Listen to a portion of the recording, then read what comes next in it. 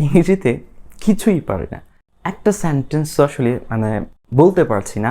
অনেকের কাছে আসলে এই প্রশ্নগুলো যে স্যার আমি তো আসলে লিখতেও পারি না, বলতেও পারছি না আসলে, বাট আমার প্রচণ্ড ইচ্ছে আছে ইংরেজি শেখার, কীভাবে শুরু করব।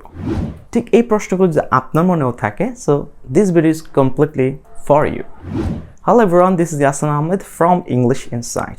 ইন আওয়ার টুডেজ ভিডিও, আমাদের আজকের ভিডিওতে আমরা কথা বলবো 5টা প্র্যাকটিক্যাল টিপস নিয়ে, যেগুলো ফলো করে একবার বেসিক লেভেল লার্নার্সরা অথবা খুব বিগিনিং লেভেল লার্নার্সরা খুব অ্যাডভান্স লেভেল পর্যন্ত যেতে পারবে।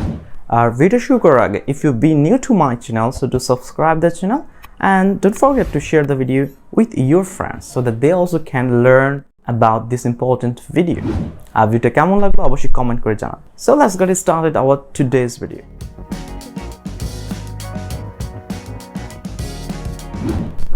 Tips number 1। টিপস নাম্বার 1 হচ্ছে বাকি যে 4টা টিপস দিব, পুরো টিপসগুলো আপনাকে অনুসরণ করতে হবে, পুরো ভিডিওটা শেষ পর্যন্ত দেখতে হবে, so that you can understand the topic very well. Tips number 2। Tips number 2তে যেটা হচ্ছে সেটা হচ্ছে, যদি আমরা খুব বেসিক লেভেল নিয়ে কথা বলছি, সেক্ষেত্রে আপনাকে প্রথমত খুব কমন অথবা খুব মোস্ট ইউজড 1000 ইংলিশ ওয়ার্ড জানতে হবে।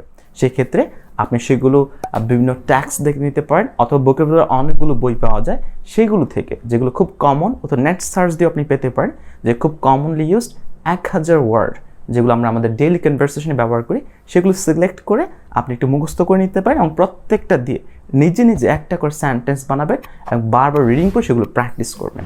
Tips number 3। অবশ্যই ইংলিশ স্পিকিং করতে হলে বা ইংলিশ ল্যাঙ্গুয়েজে ভালো হওয়ার জন্য আপনাকে অবশ্যই গ্রামার জানতে হবে।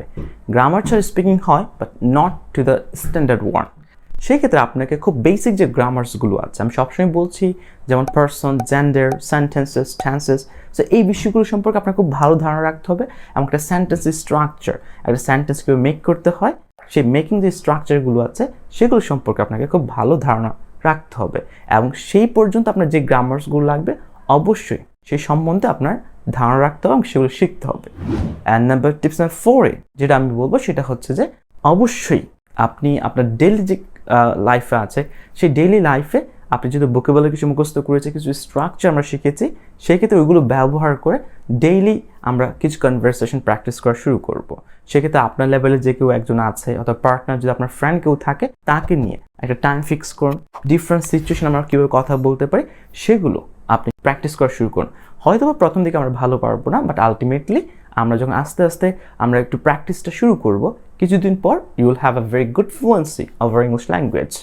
যদিও ভুল হবে, but it's very and completely natural যে আপনি ভুল করবেন। And tips number 5। Tips number 5-এ আছে, যেহেতু আমরা আসলে ভোকাবুলারি শিখেছি, কিছু স্পিকিং প্র্যাকটিস করছি, নাম্বার 5 হচ্ছে আমরা আমাদের ইংলিশের উচ্চারণটা আর একটু কেউ স্ট্যান্ডার্ড করা যায় সে নিয়ে কাজ করা।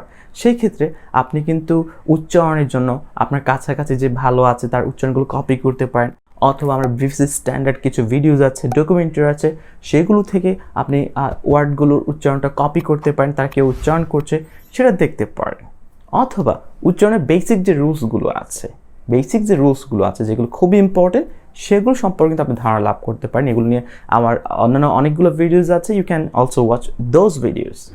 সো আশা করছি এই 5টা টিপস ফলো করে if you can start your English learning journey, আপনি যদি আপনার ইংলিশ লার্নিং জার্নিটা শুরু করতে পারেন 5টা টিপস ফলো করে, after 3 months I think you will have a very good fluency over English and you will have a very good command over English pronunciation.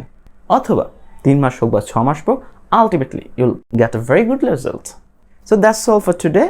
Wish you all the very good luck.